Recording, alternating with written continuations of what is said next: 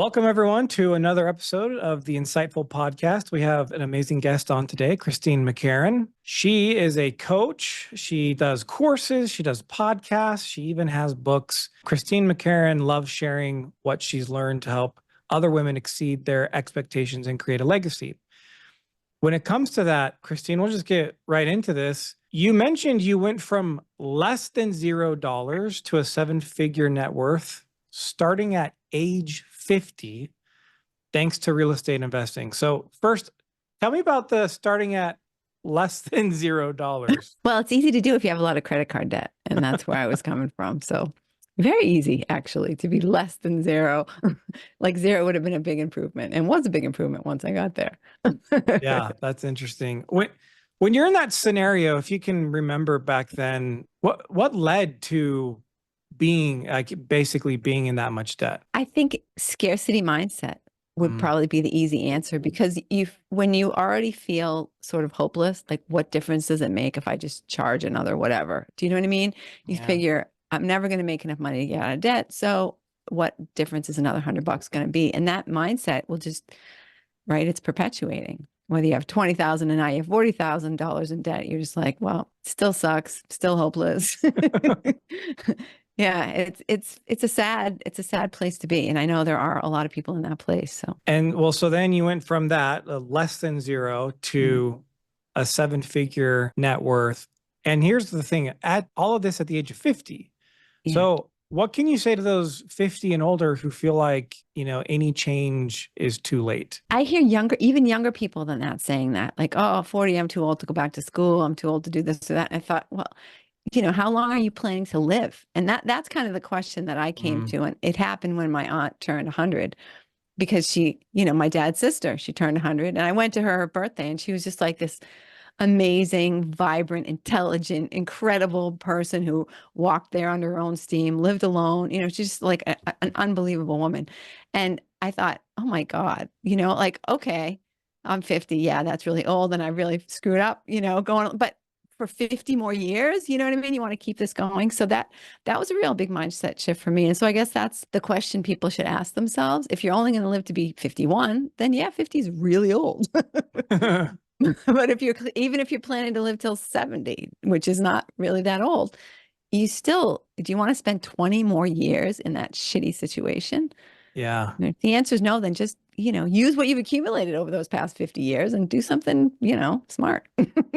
How fast was that turnaround from zero to seven figures? It was about maybe 5 years all told. So that's pretty fast, in the grand scheme of things. And you mentioned it's in real estate investing. Did you have any prior real estate investing knowledge before starting the turnaround? Yeah, I actually had lost a lot of money in real estate investing prior to that. And instead of thinking, gee, I can learn, at that time I thought, oh, I'm just awful at this, I just shouldn't do it. But actually, once you shift your mindset, you're like, oh, actually, there's a whole bunch of things that I'll never do again. And using that knowledge, all of a sudden things become a lot easier and a lot more clear. And yeah, interesting. Is there any moment in that period when you're transitioning and realizing, like, I got this, like any really big aha moments that still stand out to you to this day? I feel like when I made the decision, because I was living in like a college kid, I was living in a house that somebody else owned. I was just one of 6 roommates, and just really living in really kind of college dorm sort of lifestyle. And just feeling like, oh, too bad I'm such a loser. And then when I had that, experience with my aunt, and once my mindset shifted, it was just unbelievable how things just fell into place and everything was just there. Do you know, I'm sure it had always been there, but I just didn't see it. So that there were a lot of times when I was just like, okay, this isn't going the way I want it to. What is going on in here that's screwing me up? And it might just take sleeping on it and getting out of my own head for a night, and then waking up the next morning, and those problems just, went away on their own, or they just became really manageable. Isn't it so interesting how many people probably have latent potential? Like, it's there, they have the knowledge, but the only thing keeping them from that is limiting beliefs. Absolutely true. And that's all that's keeping all of us from being whatever it is that we dream that we can be. Yeah. So probably a good segue then. You have a book. It's called Empower Your Inner Millionaire. I do. There it is. Yep. Let me ask you some questions about the book. First, so how would you describe your reader? My ideal reader, the vast majority of the people who read the book are women. And there is women in the title, although some men have read the book and enjoyed it. And they're mostly younger than I was, which is probably not too surprising. But they are just hungry for information. Like, this is not the only book they read. They're reading lots of other books. They're taking in podcasts and lots of other information, and just really motivated and looking for anything that they can do to get started in real estate investing, which is exciting. What would you say, like, the life circumstances of your reader, typical reader, is why they're picking up the book? A lot of them have encountered me in some way, shape, or form. I don't think, I mean, maybe people are finding it on their own, but I think the majority of people have met me in some way, and they thought, oh, wow, if she can do it, and she waited that long, and she was such a loser beforehand, like, maybe I can do it too. I think that's a lot of that mindset, like, oh, wow, okay. I mean, what does your reader want? Is it just simply like, I want to make money in real estate investing? What does the reader want? I think they want a primer. I think they want to not feel stupid when they walk up to the negotiating table, right? It's a real, I don't want to say it's like a beginner book, but it doesn't assume anything. A lot of the people that I had proofread it when I was going through the writing process were people who didn't know anything. They didn't even own a home. And that's what I wanted, is just what assumptions am I making? Where am I starting at step 5 when I should be starting at step 1? So I think that's what they want, is to be able to read this book and have a nice foundation, so that when they actually get ready to go to the next step, they feel a little bit more confident and like get some of the lingo and, things like that. Okay. So is that their core problem? Like, I'm uncomfortable with real estate, or I don't want to feel dumb. Like, would you put other things in that core problem that they have? Women are really excellent real estate investors for a lot of different reasons. In general, like the general woman, they're going to be more analytical. There's less like ego going on. They're just doing their due diligence much better. But there is an impression out there that it's a man's world. Even when I was looking for books and researching and doing things to write my own book, almost every book was written by men. So that's the thing, like, oh, can I really do this? And pretty much everybody has somebody in their history who failed at real estate investing. So they think, well, can I really do it? So yeah, I don't think it's that. I don't necessarily know that they're going into it saying, I don't want to feel dumb.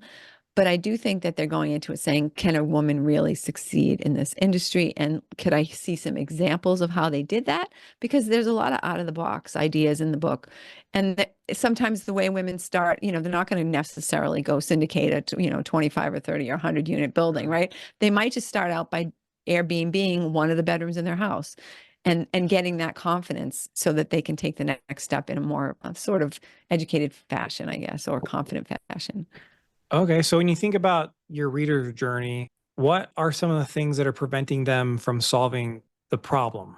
The problem of wealth creation or real estate whatever their problem, however you define the problem in the book, if it's wealth creation, if it's just, I want a little bit more knowledge, whatever that is, what are some of the things that are getting in their way? It's just like all of us, it's their head.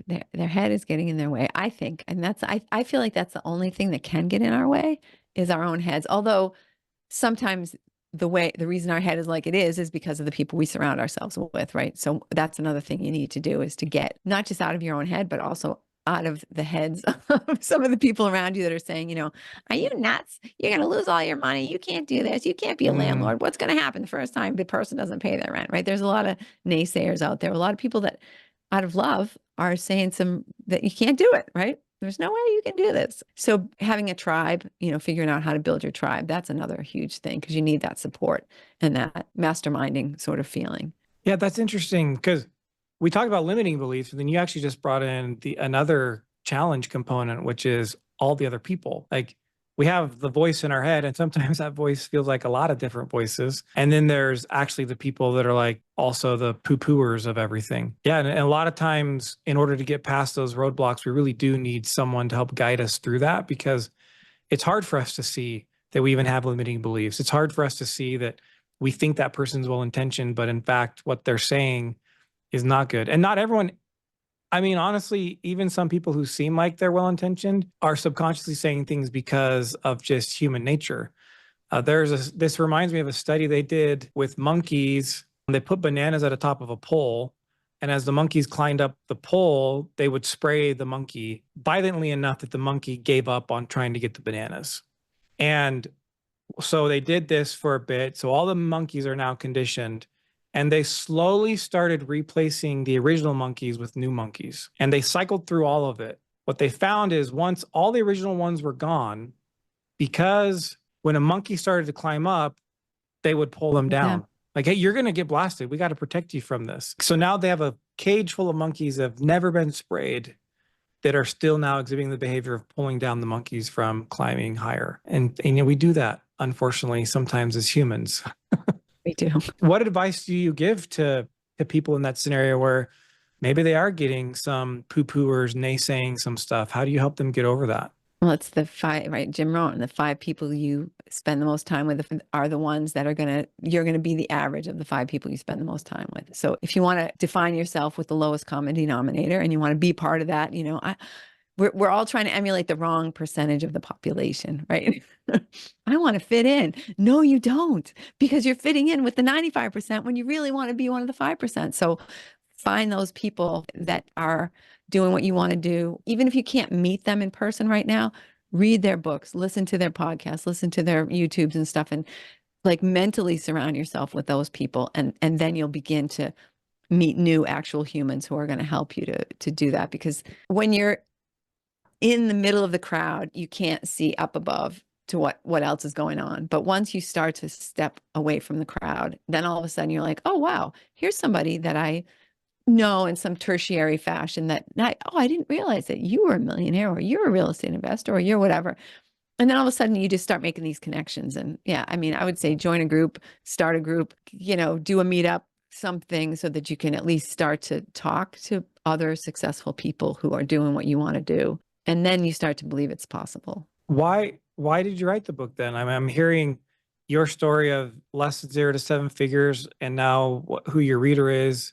Seems like there might be some commonality there, but why did you decide to write the book? Because I know writing a book is a lot of work. Until someone writes a book, they don't get it. So why put yourself through that? Yeah, well, it's an interesting question, because I think part of it was once you get to the point where you've written the book, it's your own self-confidence as well. Like, okay, when I started to write the book, there were things I didn't know. And then I researched them and I talked to people and I interviewed people, and I got to the point where, okay, now I do know those things. And now I have knowledge and self-confidence and even connections that I didn't have when I started the process. So in some way it was like proving to me that I did now know enough to write a book. And part of it was the desire to reach a hand out and to help somebody who's in the same situation, who's just thinking, am I going to die like some broke loser, you know, living in practically a dorm situation, right? That there's somebody else out there who could benefit from it. And you have to do that. I feel like you have to, you know, once you get to somewhere, you got to turn around and put your hand back and help somebody else out. And that's such an interesting observation. I had the same experience writing both my books. Like, the clarity I got on the concepts. I mean, there was one scenario I remember with writing the cash flow book. Like, well, this is how we explain it to clients. And so I'm writing this chapter on how we explain it to clients. And like, it basically became this gigantic decision tree. I'm like 3 pages into my explanation of what this chapter would be. And I stopped and I said, I'm confused. And I'm the one who just wrote this. Yeah. So it helped me clarify, like, well, how can I make it less confusing? And that work then helped us, because now then we changed the way we approached it, even with our clients. Because like, you know what? Yeah, instead of this giant decision tree, let's simplify it under a different scenario. When it comes to your readers, here's a question sometimes we don't think about, but I'm curious what your thought is. What secret fear is your reader afraid to admit? Right. So I think a lot of them would admit that that they're afraid that they'd have lousy tenants, or they're afraid of being a landlord. They're afraid of sort of failure. But I also think there's a fear that is not quite as overt and easy to dismiss as that. I'm afraid that I'm just not actually as good or smart or clever or whatever as I need to be, or as the guys who are doing this or whatever. And I mean, it's not the insecurity, but it might just be that little bit of, the nasty voice in your head saying, are you nuts? I don't know. I do think that the fear is more just you're an imposter. It's the imposter syndrome. Yeah, no, that makes sense. So the book, you obviously have a business, you consult with people, you do courses. Tell us about that, because obviously I'm hoping our listeners here are realizing like maybe they find themselves in that situation. Maybe they want to get into real estate and they're not sure what their hurdle actually is. How do you help people? It's just probably similar to the way any coach or consultant goes about helping somebody. Is first you really have to understand what it is that they want. What's your goal? If all you want to do is be able to pay your mortgage, then that's one scenario and one way of going about it. If you want to be really hands-on, if you want to learn, like your age. So there's different there's different things to consider. How much time do you have between where you are now and when you want to have achieved this goal? How much time do you have to invest in this real estate investing endeavor? And then what is it that you have already for skills? Like what will you need to learn versus what do you already know? So, those sorts of things. So we just sit down and we really have some frank discussions about what kinds of things are going to potentially slow you down. Do you have an unsupportive spouse? Do you have you don't have any money right now? What are my options, right? Because that's another big factor. Do I actually have money right now? Okay, no, then you're going to need to put some people together who have confidence in you. And the only way that's going to happen is if when you talk to them, they feel like they know, what the heck you're talking about, right? Yeah. Yeah. So we just sit down and what are your assets, like almost like a SWOT analysis about you as a person and what you're going to bring to the table versus what you need to learn and things like that. And then we just kind of go from there. We make a strategy. Are you going to need to take this or that course? Are you going to need to join this or that group? Or, and then the market too. What's the market doing right now? Is it a good time to buy this? Where is it a good time to buy residential, for example, or whatever? So yeah, very important with real estate. Yeah. I have the desire to do it, but maybe the market's not the right timing. Right. Exactly. Good things to consider. Do you have any fun success stories with some clients you've worked with? Yeah, I love running into people. Obviously I stay in touch with people, but sometimes there's like a landmark or a point where it's like, oh, I've just owned my house for 5 years. And now, so I have somebody who I became friends with through the process of helping her to buy a 3-family house. And it's basically more than tripled in value now. And the rents are enough to not just pay her living expenses, but also to, she leases a Mercedes. And so, when I met her, she was driving this very old Escort, Ford Escort wagon and, just like the family car. And now she's like got this hot little Mercedes. And so just her confidence level, the freedom that she now has to live a life that she really loves. And so she was just had a part-time job. And then when her grandson was born, she's like, I'm just going to go to Florida for 5 months or 6 months and whatever. And just, help my daughter and have a great time with my grandson. And just that freedom is just so fun to, to listen to and to be part of. And yeah, that's one fun example. That is great. Where can people buy the book? The easiest way to do anything with me is just to go to chrismccarron.com, which is my website, and you can buy it there. You can buy it on Amazon, but the last time I looked for it, I couldn't find it. So you can just go to my website. Who knows? I might have pissed Amazon off or something. I don't know. Who doesn't make them mad? Oh my gosh. They're kind of bullies a little bit. Both my books are on Amazon as well. And I feel like the hoops that we have to jump through, and it's crazy. Okay, so we'll put the link in the show notes. It's chrismccarron.com. Yeah. Any final words of wisdom that you'd like to leave with our listeners? How about this? It's not what I might have thought of if I would have thought about it, even though I should have thought about it because I've listened to your podcast before. But, we were just talking about that it maybe isn't a good time to invest in real estate, but it actually is always a good time to invest in real estate in some way, shape, or form, right? There's going to be one property where the price is right. Or like right now, I feel like commercial real estate is really undervalued in a lot of areas. And can you think outside the box there? Some towns are allowing you to take commercial and turn it into residential. Maybe you can start a co-working space like what I did with my, commercial real estate. So, there could be a fun, cool idea. I'm actually helping a couple right now to start a co-working space in a commercial space. So it's fun. Just think out of the box and come up with some really cool thing. It is true. It's the same with, we were doing a home project. Like, oh, maybe I should hold off. Look, once suppliers and vendors get one price, they usually don't come down from that. Yeah. Right. I love that with real estate, because it is pretty vast. There's commercial, there's residential, there's even land flipping, there's industrial, being a wholesaler, just finding deals for other people. Yep. Like you mentioned, if you don't have the money, even like finding the investors for the property, there's such a great observation. And that's probably why they need someone like you to help them think through all those things. I know I'm certainly not a real estate expert, And I would miss opportunities if I didn't have people in my life that are smarter at that than I am. You guys, if you're interested, check out our website, get her book. Thank you so much for being on the show with us today. Thanks, John. And Appreciate it. remember, everyone, profit is a choice. Have the courage and wisdom to choose it.